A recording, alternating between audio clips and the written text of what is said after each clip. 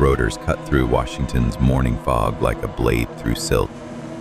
I adjusted my headset, trying to block out the mechanical thunder as I reviewed the classified files spread across my lap. Immediate containment Ellensburg anomaly stamped in red across every page. My name is Colonel David Hayes, and I've seen enough classified operations to know when something feels wrong. This one felt wrong from the moment I stepped into the briefing room. "Sir, we've got radio chatter from Coast to Coast AM." Captain Sarah Mitchell's voice crackled through my headset. She was our intelligence officer, sharp as a razor and twice as cutting.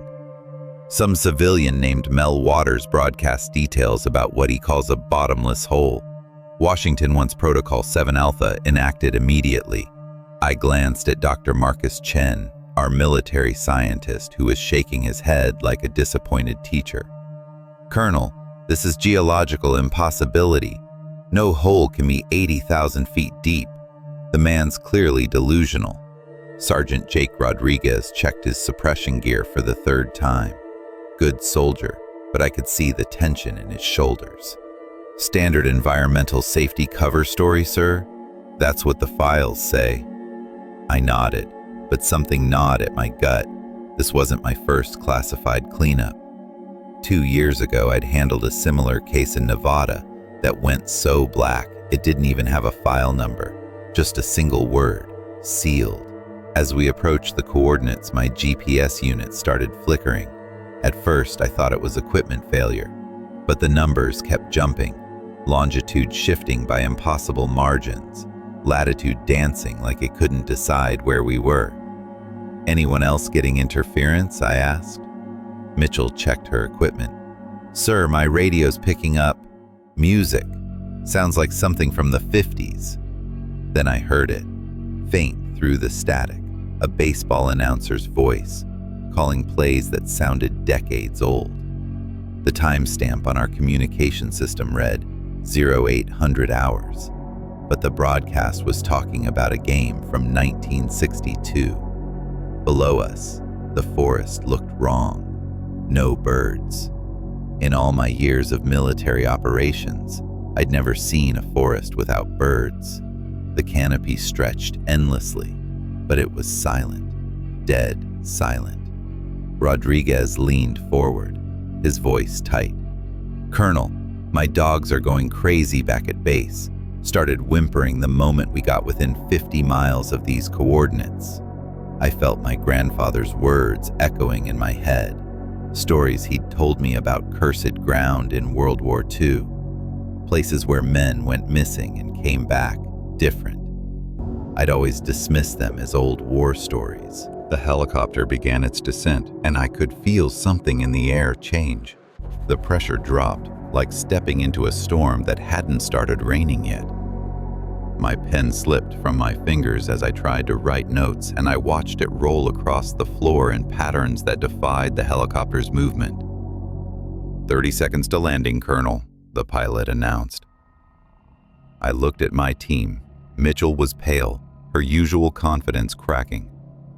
Chen kept muttering about atmospheric pressure and electromagnetic fields.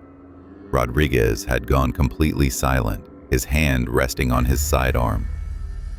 Whatever we were about to encounter, I knew it would change everything. The moment my boots hit the ground, I felt it. The earth beneath us was wrong. Not soft, not hard, but somehow hungry. My military-grade depth sounder gave readings that made no sense when I pointed it at the hole Mel Waters stood beside. Waters was exactly what I'd expected, an older man with weathered hands and eyes that had seen too much. But what I hadn't expected was how calm he seemed, like he was showing us his garden instead of something that defied physics. 9 feet across, he said simply, gesturing to the circular pit lined with ancient stones. Been here longer than anyone can remember. I activated my laser rangefinder, aimed it downward. Error codes flashed across the screen. Chen tried his equipment next, then Mitchell. Nothing worked past 200 feet. "Watch this," Waters said, picking up a refrigerator from his yard. Without ceremony, he pushed it toward the hole. It disappeared into the darkness without a sound. No crash, no echo, nothing. My trained German shepherds, dogs who'd faced combat in Afghanistan without flinching, wouldn't approach within 50 feet of the pit. They whimpered and pressed against my legs, something I'd never seen them do. My neighbor's dog came back. Waters mentioned casually. Threw it in there dead last month. Found it wandering the woods 3 days later. Same collar, same markings. But its eyes. He shook his head. Didn't recognize its own owner. I felt my handwriting becoming shaky as I documented everything. The whole seemed to be watching us back. Waters led us to a workbench where spools of fishing line sat like evidence in a crime scene. 80,000 feet, he said, hefting a spool. Tied them all together. Never hit bottom. I watched him demonstrate, lowering the weighted line into the void. The spool turned and turned, mechanical and endless. My rational mind, the mind that had been trained at West Point, that had led men through urban warfare, struggled to process what I was seeing. Hold this near the edge. Waters handed me my own radio. The static was immediate, but as I stepped closer to the hole, the static changed. Music filtered through, big band sounds from the 1940s. I stepped closer. The music shifted to a baseball game. Bottom of the ninth. Yankees leading 3-2. The announcer's voice was clear as day, but according to my watch, it was 1997. According to the announcer, it was 1962. Mitchell grabbed my arm. Sir, that's impossible. Radio waves don't work that way. But Chen was frantically scribbling notes, his scientific skepticism cracking. Colonel, I'm reading electromagnetic anomalies that shouldn't exist.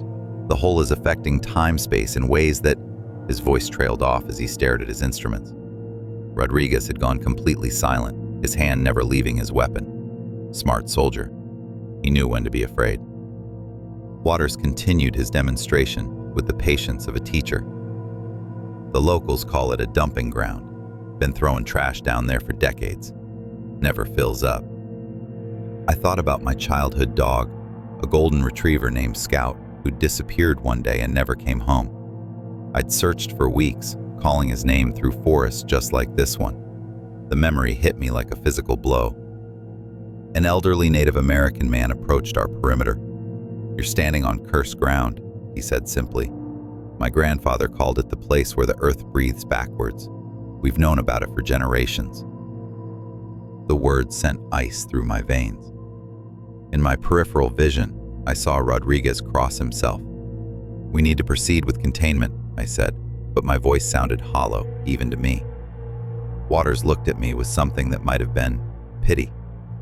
Colonel, you can contain a lot of things, but you can't contain a hole in reality. As if responding to his words, my radio crackled to life. Static filled the air, and then I heard my own voice coming through the speaker, words I'd spoken to Mitchell an hour earlier during our approach.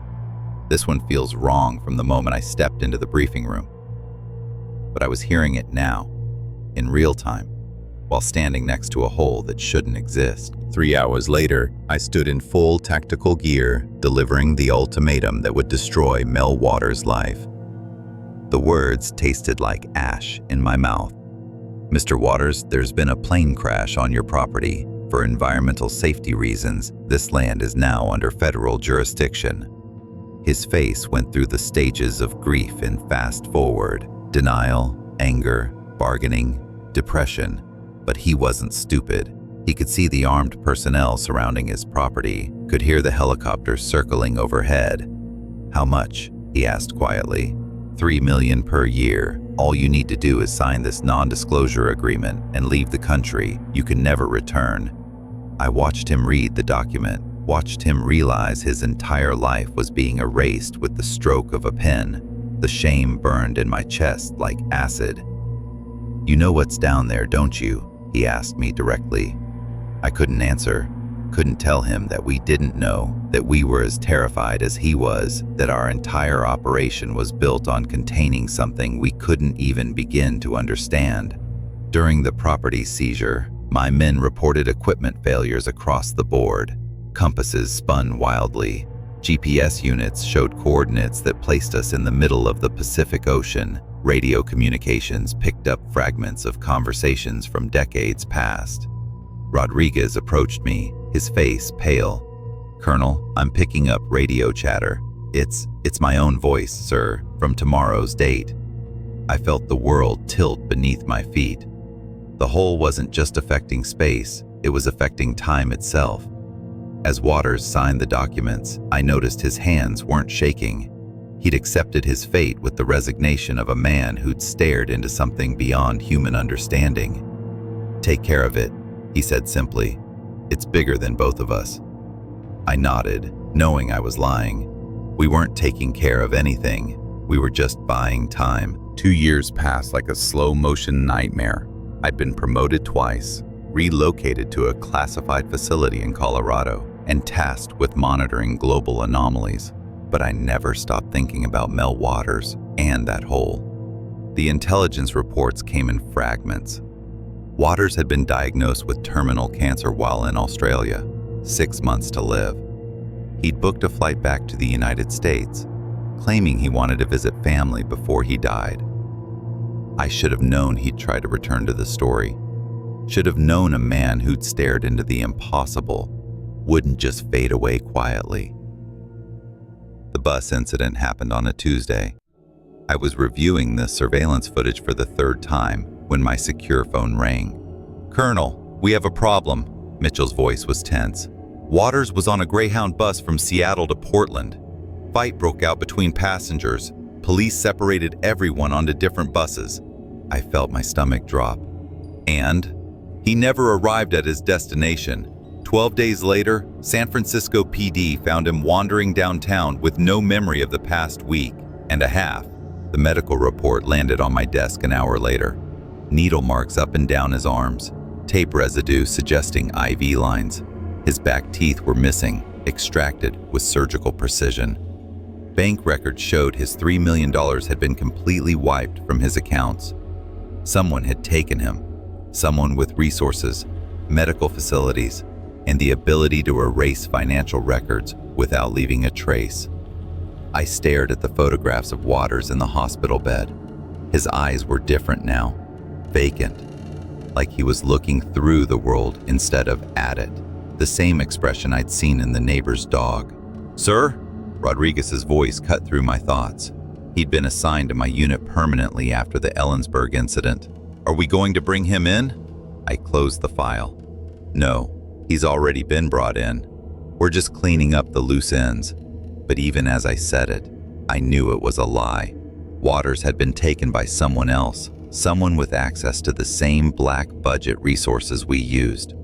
Someone who wanted to know exactly what he'd seen in that hole. The real question was, who else knew about the anomalies, and how many other Mel Waters were out there, walking around with their memories selectively erased? I opened my desk drawer and pulled out a small recording device. Waters' voice from his coast-to-coast AM interviews filled the room. "The hole never fills up. Nothing thrown into it can ever be heard striking the bottom." I'd listened to those recordings hundreds of times, and each time, I heard something new, something that made my skin crawl. The call came at 3 a.m., a Native American tribal leader in Nevada claiming to have information about a second hole. Same description as Ellensburg, 9 feet wide, seemingly bottomless, with properties that defied physics. I assembled my team within 6 hours, Mitchell, Chen, Rodriguez, and myself, the same unit that had contained Waters. We flew to Nevada in complete radio silence, knowing that whatever we were about to encounter would be worse than the original site. The tribal elder met us at the coordinates. His name was Joseph Crowfeather, and his eyes held the same haunted quality I'd seen in Waters. "The Basque shepherds told us about the white man," he said simply. "The one who was cured of the death sickness. He came here looking for answers." The hole was exactly as Waters had described in his final interview, 9 feet across, but this one was different. Metal rings descended into the darkness, worn smooth by time and something else I couldn't identify. The air around it felt electrically charged, making my skin crawl. We've been guarding this place for generations, Crowfeather continued, but when the sick man came, he convinced us to test it, to see what it would do. Chen's equipment went haywire the moment we approached. Electromagnetic readings that made no sense, temperature fluctuations that seemed to defy thermodynamics. We lowered ice into it, Crowfeather said. It came back changed, like salt, but it burned with fire that wouldn't die. I watched him demonstrate, lowering a bucket of ice into the void. When it emerged, the ice had crystallized into something that looked like rock salt. But when Chen tried to melt it over an open flame, it caught fire and burned with an intensity that hurt to look at. Then we tried the sheep. Crowfeather's voice dropped to a whisper. The sheep experiment was the stuff of nightmares. They'd lowered a terrified animal 1,000 feet into the hole. When it came back up, it was dead, but not from suffocation. It had been cooked from the inside out, its body cavity filled with a black, moving tumor. Cut it open, Crowfeather said. That's when we found the child. The creature inside was unlike anything in our field manuals, embryonic, but with features that seemed both aquatic and mammalian. Its eyes were the worst part, completely human, intelligent, aware. I watched in stunned silence as the thing crawled to the edge of our table, stretching toward the hole like it was going home. When Crowfeather placed it near the edge, it leaped in without hesitation. After that, Crowfeather said, the sick man's cancer was gone. Completely, like it never existed. I felt the world shift beneath my feet. We weren't dealing with a geological anomaly. We were dealing with something that could manipulate life itself. May 2002. I sat in a soundproof room in a facility that didn't exist on any map, listening to Mel Waters' final coast-to-coast AM interview. His voice came through the speakers with the clarity of a confession. "I've lost everything," he was saying to Art Bell. "My land, my money, my memories. But I know what I saw. I know what that hole really is." I glanced at the team of specialists surrounding me. Not my usual military unit. These were contractors. The kind of people who specialized in making problems disappear permanently. "He's too dangerous," the lead contractor said. His name was Morrison, and he spoke with the emotionless precision of a surgeon. "The public can't handle this level of exposure to anomalous phenomena." Through the speakers, Waters continued his story. The creature that came out of the sheep, it looked at me. Really looked at me. And somehow it cured my cancer. How do you explain that to people? You don't, I thought. You erase it. The operation had been planned for months. Complete memory erasure using experimental techniques that were still classified above my pay grade. Not just selective deletion like the bus incident. Total cognitive restructuring. "Transport arrives in 30 minutes, Morrison announced. "The subject will be collected during his morning walk." Standard medical emergency cover story. I'd participated in dozens of containment operations, but this felt different. This felt like murder. "Colonel?" Mitchell's voice cut through my thoughts. She was monitoring communications from the field team. "Subject is in custody. No complications." I closed my eyes and listened to Waters' voice one final time. People need to know the truth. These holes aren't just geological anomalies. They're doorways. And something on the other side is starting to pay attention to us. The transmission cut to static. 48 hours later, I received the final report. The memory erasure had been successful. Mel Waters now existed in a care facility under an assumed name. His mind wiped clean of everything related to the holes. His family had been told he'd died of cancer complications. But the procedure had side effects. The contractors reported that Waters occasionally spoke in his sleep, describing things that shouldn't exist in his restructured memories. Creatures with human eyes, holes that breathed backwards, radio broadcasts from decades past. It's like the memories are trying to reassert themselves, the facility director explained. His brain keeps trying to rebuild the neural pathways we destroyed. I approved the recommendation for permanent sedation. It was kinder than the alternative. Meanwhile, our engineering teams worked around the clock to seal the original Ellensburg hole, concrete, steel, and experimental materials that classified research had developed for containing anomalous phenomena, layer after layer, until the hole was buried under tons of material. But even as we sealed it, our monitoring equipment detected strange readings. The hole wasn't gone, it was just contained, and occasionally, very occasionally, something would try to push back from the other side. Chen had suffered a complete nervous breakdown after the Nevada incident. He'd been found in his lab, frantically writing equations that described impossible geometries. His final coherent statement was, "The holes aren't random, they're part of a pattern. Something is testing our reality." Rodriguez had requested transfer to a desk job in logistics. He told me privately that he couldn't sleep anymore, that he kept dreaming about creatures with human eyes crawling up from underground. Mitchell had simply disappeared during a routine assignment in Alaska. Her body was never found, but local reports described strange lights coming from a deep crevasse in the glacier. And me, I'd been promoted to a position that didn't officially exist, tasked with monitoring global anomalies and ensuring that stories like Mel Waters never saw the light of day again. But late at night, in my secured office, I'd listen to recordings of Waters' interviews, and sometimes, just sometimes, I'd hear something in the background that sounded like my own voice, speaking words I'd never said. The holes weren't just affecting reality, they were affecting memory, time, and the very nature of existence itself. I filed my final report with a single recommendation. Some doors should never be opened, some holes should never be explored, and some truths are too dangerous for human understanding.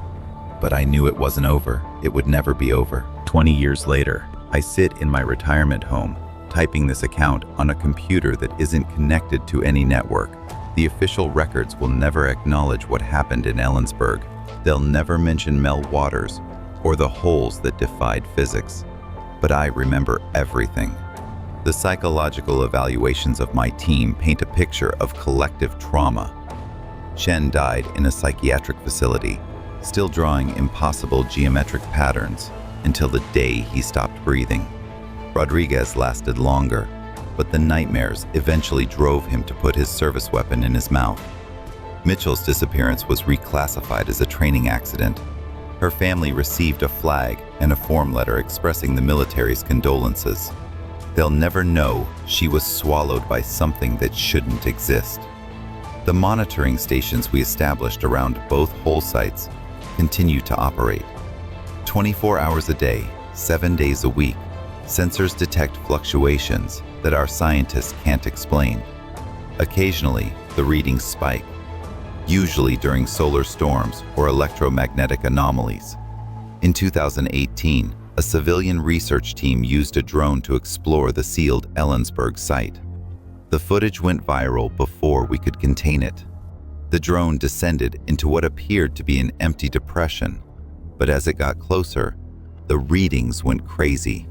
GPS errors, thermal anomalies, and then nothing. The drone simply disappeared. We sent a cleanup crew within hours, but the damage was done. The video had been downloaded, copied, and spread across the internet. Our disinformation campaign labeled it as an elaborate hoax, but some people knew better. People like me. I've spent the last 2 decades monitoring reports of similar anomalies worldwide. Deep pits in Siberia that emit sounds like whale songs. Holes in the Australian outback that seem to breathe. Caverns in South America where electronic equipment stops working. The pattern Chen talked about is real. The holes aren't random. They're part of something larger, something that's been systematically testing our reality for longer than we've been keeping records. This morning, My secure phone rang for the first time in 5 years. The voice on the other end was young, nervous, but determined. "Colonel Hayes, this is Lieutenant Sarah Chen, Dr. Chen's daughter. I'm calling about the Ellensburg site." My blood turned to ice. "Lieutenant, this is a secure line. How did you get this number?" "Sir, the satellite imagery from last week. The hole, it's open again." I looked out my window at the gray Seattle morning, feeling the weight of decades pressing down on my shoulders. "That's impossible. We sealed it with 300 tons of concrete and steel." "Sir, the concrete is gone, all of it, like it was never there. And sir, there are reports of lights coming from the hole, lights that move like they're alive." I closed my eyes and felt the old familiar dread creeping back into my bones. Somewhere in the back of my mind, I could hear Mel Waters' voice from that final interview. Something on the other side is starting to pay attention to us. "Lieutenant," I said quietly, "I'll be there in 6 hours." And Lieutenant, this conversation never happened. The holes had returned, and this time, I feared we wouldn't be able to contain them. The war for reality itself was just beginning. Some secrets are buried for good reason, but some secrets refuse to stay buried. The truth about what lies beneath our feet and what's starting to crawl back up may be too terrible for human understanding, but understanding it may be the only way to survive what's coming. What would you do if you discovered that reality itself had cracks in it? And what would you do if something was using those cracks to get in?